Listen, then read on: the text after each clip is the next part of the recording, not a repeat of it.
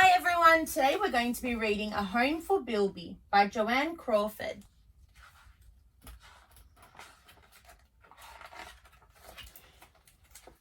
It was a sunny day in the Australian bush, and a happy place indeed for the many animals that lived there. There was a lot of activity and the animals were playing and having fun. Koala was still sleepy because he had just woken up from a nap. Kangaroo was having a drink from the stream where Platypus was swimming and splashing around. Emu was talking to Wombat about something exciting that had happened to her that day. They were all very busy.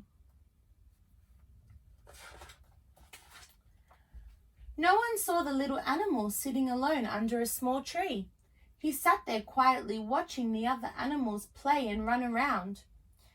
The little animal had a long black tail with a white tip. His fur was mostly bluish grey and he had a white belly. But it was his ears that stood out the most. They were rather long and looked a little bit like rabbit's ears. Suddenly, the laughter and noise stopped. The other animals had noticed the little creature and wandered over to where he sat under the tree. "Who are you?" said Kangaroo. "What are you doing here in our bush?"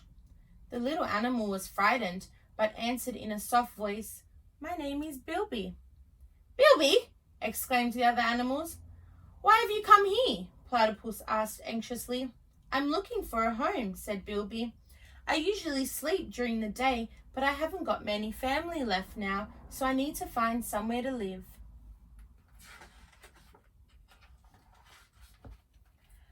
"Well, I live on the plains. It's where I hop and jump around," Kangaroo said rather impatiently. "It suits me because I have very strong legs and I need lots of room to go about my business." He pointed towards the plains and said, "That's my home and it's no place for a Bilby."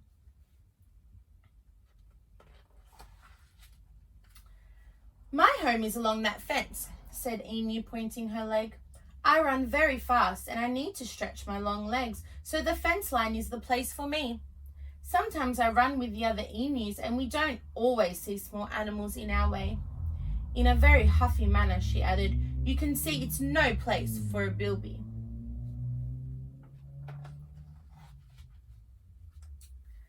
Koala looked at Bilby with a sympathetic look in his eyes. "You see that gum tree with all the leaves on it? I live there," he said, pointing at the tree. "I eat the eucalyptus leaves and it is a safe home for me, but it's no place for a Bilby," he said sadly.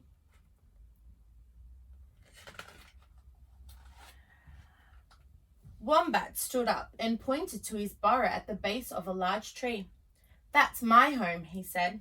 "It's where I go and spend time by myself." As he ambled towards his burrow, he called out in a gruff voice, "And I'm telling you now, it's no place for a Bilby."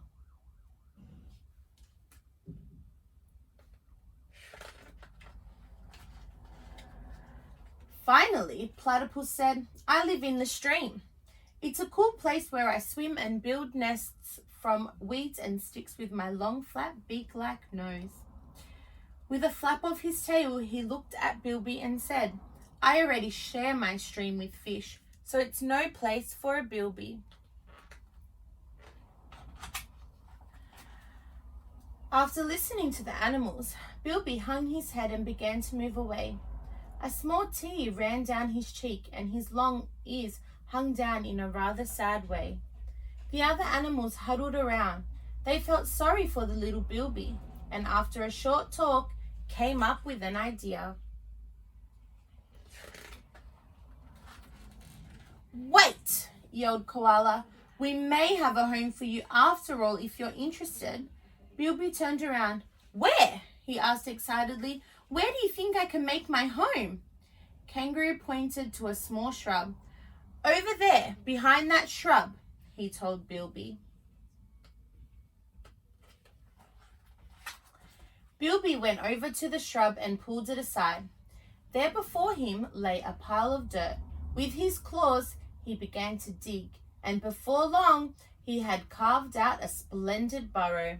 He even found some insects and seeds to eat. It was perfect. At last, he had found a new home and new friends. Just the right place for a Bilby.